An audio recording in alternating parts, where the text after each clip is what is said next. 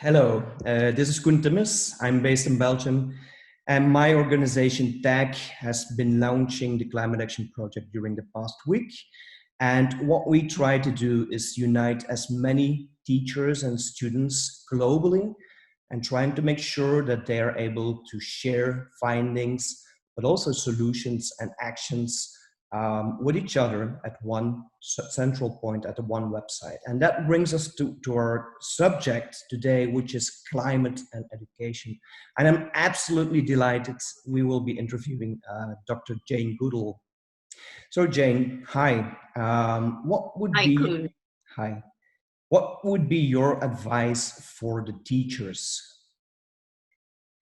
Well, I think my advice to teachers is, be flexible. And right now we're going through pretty dark times. And I think most students, at least when they're, older than about 10, they're going to want to talk about what's happening.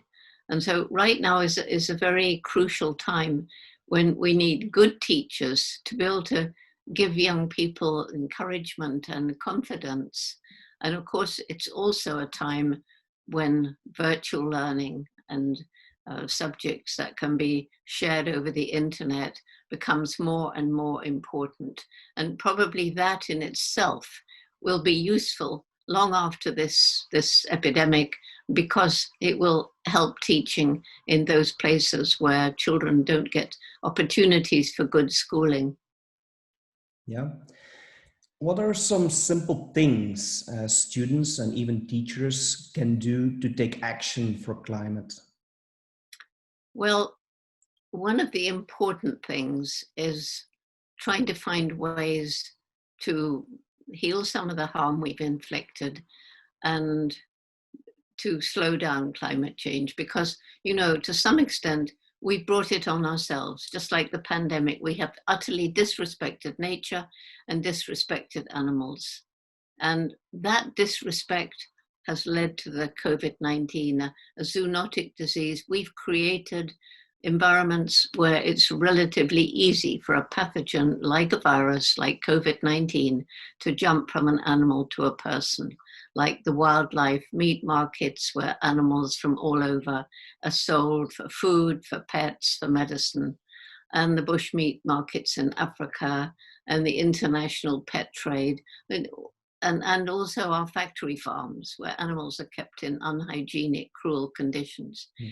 And then we will come through this pandemic, and then we're just right up against the crisis which is ongoing now all through the pandemic, which is the climate crisis. And again, it's our disrespect of nature, this absurd feeling that we can continue to have unlimited global economic development on a planet with finite natural resources. And we're already using those up faster in some places than nature can replenish them. So what can people do? Well, there's a big move now for planting trees, because trees are absorbing CO2 from the atmosphere. Protecting forests and existing trees is right now very, very important, because it's going to take the trees we plant time to get big enough to do their job. But it's important to start now.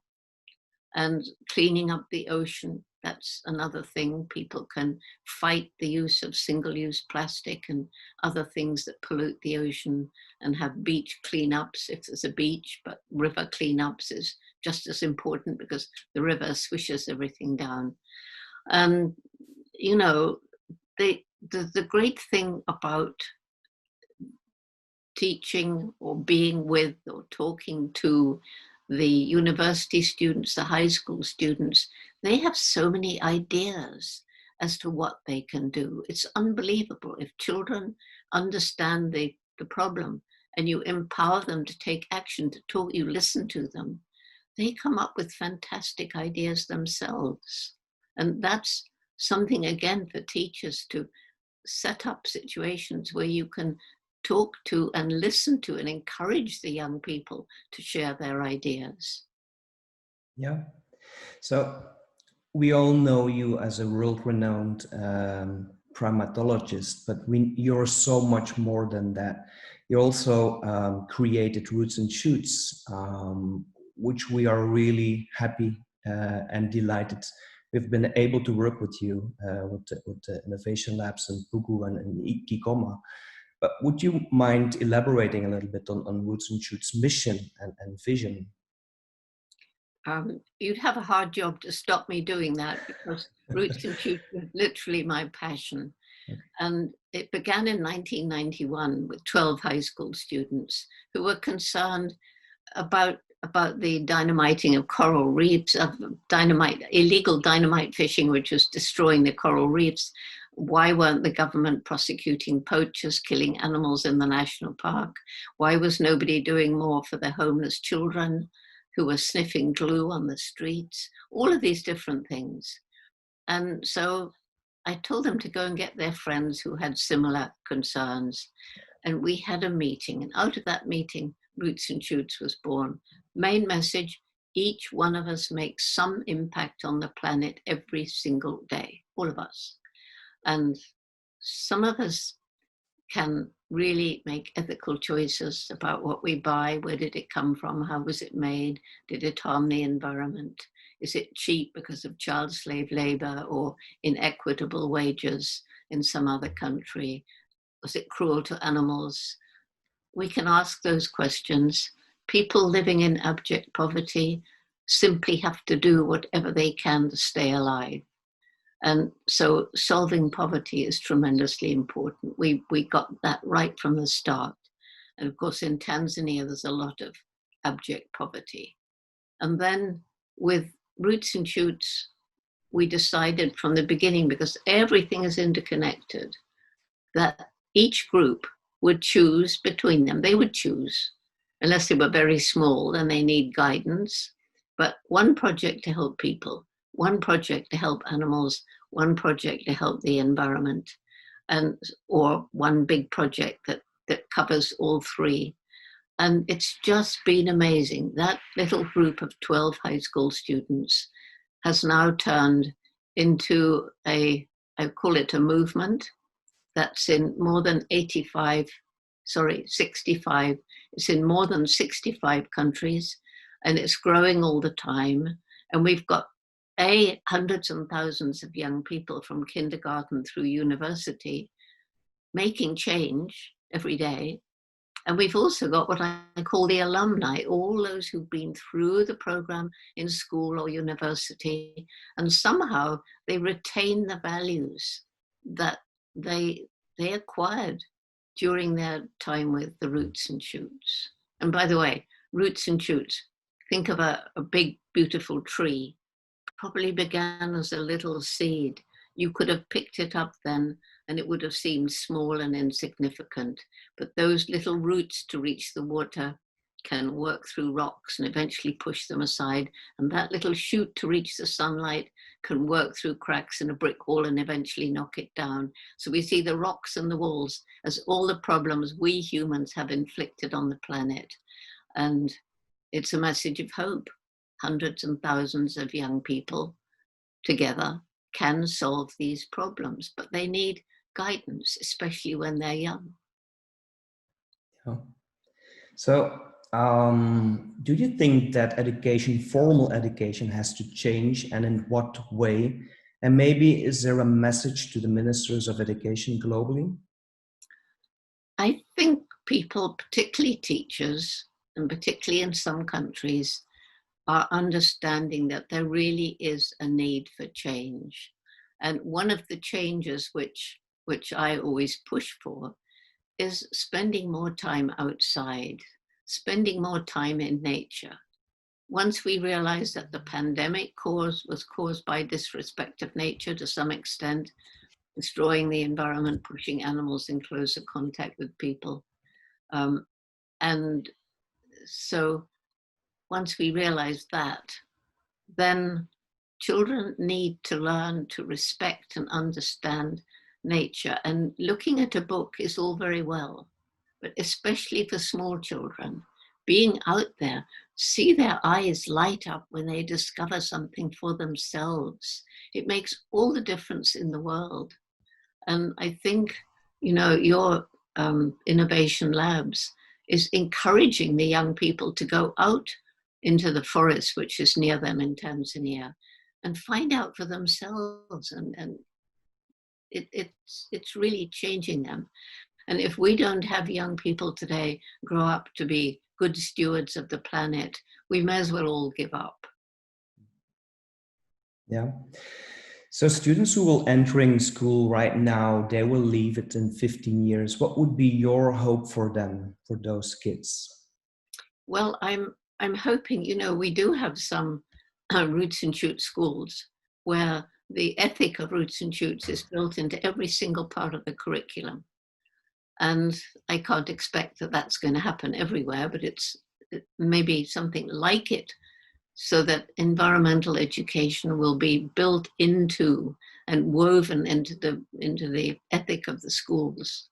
And so young people going into school now, honestly, it's going to depend on where they go, because there are some countries or parts of a country where teachers simply, they don't have the imagination, they haven't had the training, they just go by the book, and kids get bored. They totally get bored. So it's teacher workshops. We do a lot of that, and working with teachers and inspiring teachers, because if you're not inspired, how do you inspire your students? So what do I hope for the children going into school now? That if they don't have inspiring teachers, they can go online and find inspiring teachers there. And that's what I hope. But I'd like to know, Kuhn, what do you feel about this? When there was Corona at the very beginning, I felt like this is going to decrease the gap between people.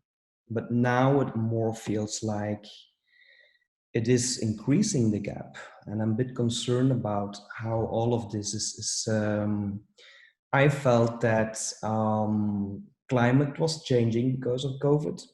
Um, but I also see that people sometimes have other priorities. And I really hope that we will find a way to bring everybody closer together. Because I also know that you travel a lot of days a year, like 300, and you meet a lot 300. of, yeah, no, isn't that? 300 it was Yeah, before lockdown, yes. yeah. So I really wonder how this affects your life and how you still, because I know that many teachers struggle with teaching online, and I would love to know, Jane, how this affects you, how you still would love to inspire without able to travel to those people. Well, when I was first kind of, I say, grounded here, luckily I was here. I was nearly grounded in Abu Dhabi. Fortunately, I'm here with all my things. And first I was frustrated and angry. And then I thought, well, that's not helping anybody. So I and a small team got to work to create a virtual Jane. And that virtual Jane is on Zooms and webinars and Skypes, giving out video messages, opening conferences, making speeches, um, doing interviews, writing articles, and of course, millions and millions of emails. And the hardest thing for me has been, giving a talk in an auditorium with thousands of people. There's an excitement in the air, an energy. Now I've got to learn, have had to learn to give a talk that will inspire, looking at that stupid little green spot on the top of a laptop, which is a camera lens, and trying to imagine all the people listening. And apparently it's working. People have said, yeah, we were inspired, it's okay. But gosh, it's not easy at all.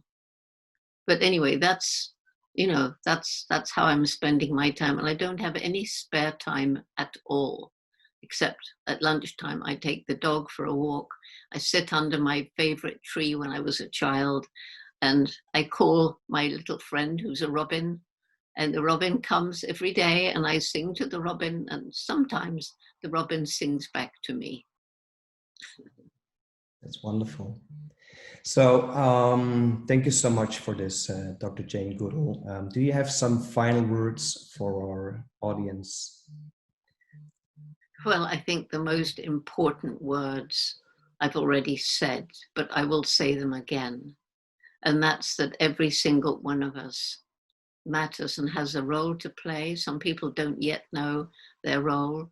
What we do every day does make a difference.